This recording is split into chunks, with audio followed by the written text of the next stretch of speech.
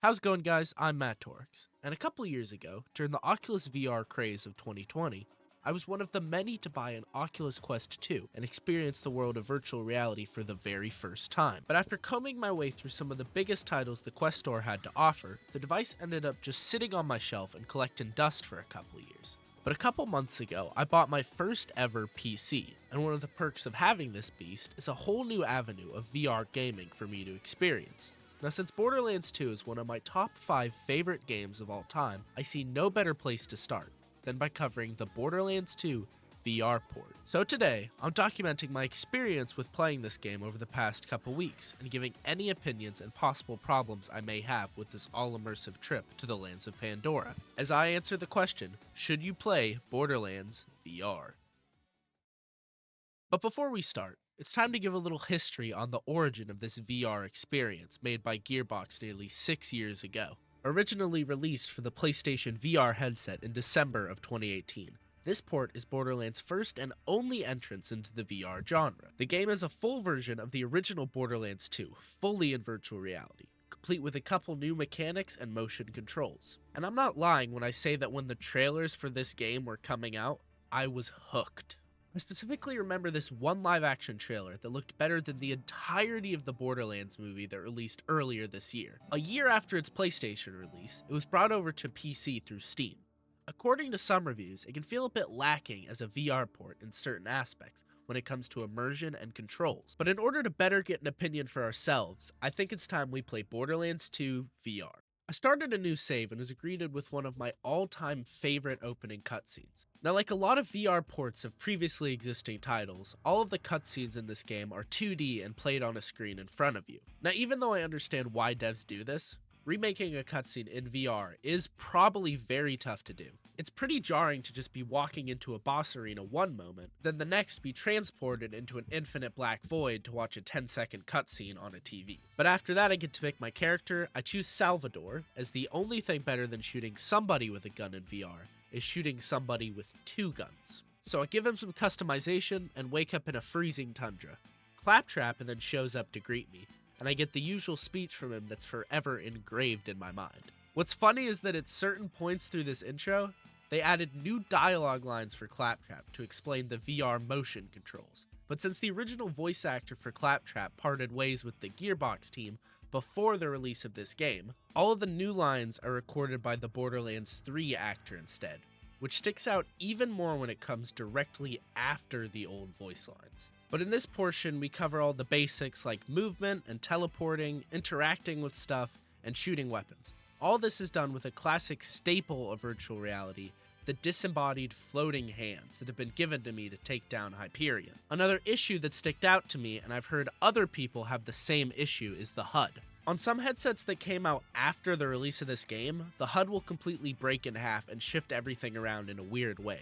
Now, even though all of these different things were happening around me, none of it mattered to me at that moment, because I was experiencing one of my childhood games like I had never experienced before. Getting to see a life-size Claptrap while going toe-to-toe with Bullymongs, and then staring up into the night sky of Pandora with the ambient soundtrack playing all around me, was just something that was truly incredible to me, and I was able to fulfill a dream I never knew I had until seeing those trailers 7 years ago. And despite all the flaws that were glaring at me, I still couldn't be upset. But hopping back to the usual Borderlands 2 playthrough experience, I fought through some Bullymongs, got Claptrap's eye back from Knuckledragger, and unlocked a new ability that was added specifically to the VR version. Bamf Time, or Badass Mega Fun Time, is a new ability that upon activation slows down time, and gives the player a bit of time to stack up damage or reassess their situation in a difficult scenario. And although I didn't need the help, this definitely would come in handy in some future boss fights. But anyways, I move on to the southern shelf, meet Sir Hammerlock while giving it to Claptrap, and it's not until seeing myself compared to Hammerlock that I realize how short I actually am. Because of Salvador being the shortest Vault Hunter on the roster, I get to stand at everybody around me's ankles. I also got a shotgun from a chest a little bit earlier, and used it to do a little of what I like to call Kurt Cobaining. Then, Claptrap had me take down Boom and Boom. The fight obviously wasn't hard, apart from the fact that aiming sucks because my crosshair lies to me. And after killing them, I got to use Big Bertha, which was pretty cool, I gotta admit. I then danced all the way to Captain Flint's and then danced on his grave. After that, we stole his ship and headed on our way towards Sanctuary. In order to do that, we needed to take some parts and hack a catch-a-ride machine. Driving in this game is honestly hit or miss. On one hand, it's really hard to steer sometimes, and I find myself crashing into various objects around the map. On the other hand, when you get your shit figured out, it definitely makes using the vehicles fun for the first time in a while. Almost like a mini racing sim within Borderlands.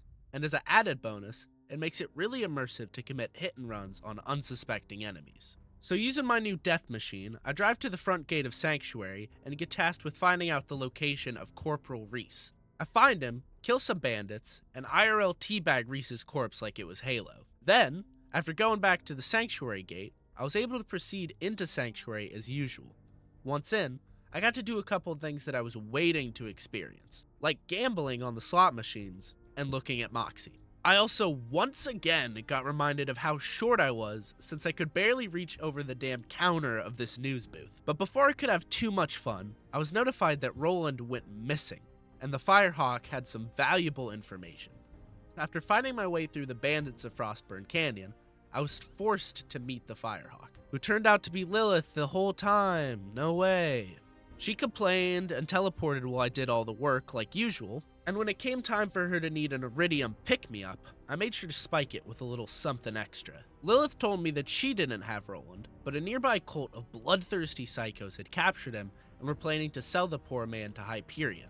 In order to get into their hideout, I needed to ditch my current broke-ass car, travel to the dust, and talk to my queen about getting a new set of wheels. We get to see her up close and personal, then do the usual car combat grind.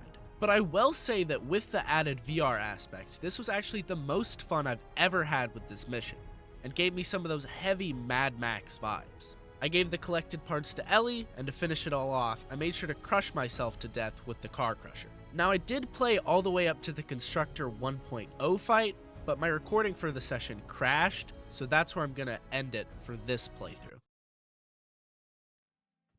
Now looking at a post-gameplay review, I gotta say that I have a little bit of a mixed opinion about this port and what kind of gameplay experience it provides you with. Now don't get me wrong, it is definitely a sometimes janky and rushed feeling VR port, and when it comes to actually immersing yourself into the combat and gameplay, it contains all the usual gripes. Floating hands, not being able to interact or grab things around you, pressing buttons for certain actions that you should be able to do by actually mimicking that action with motion controls.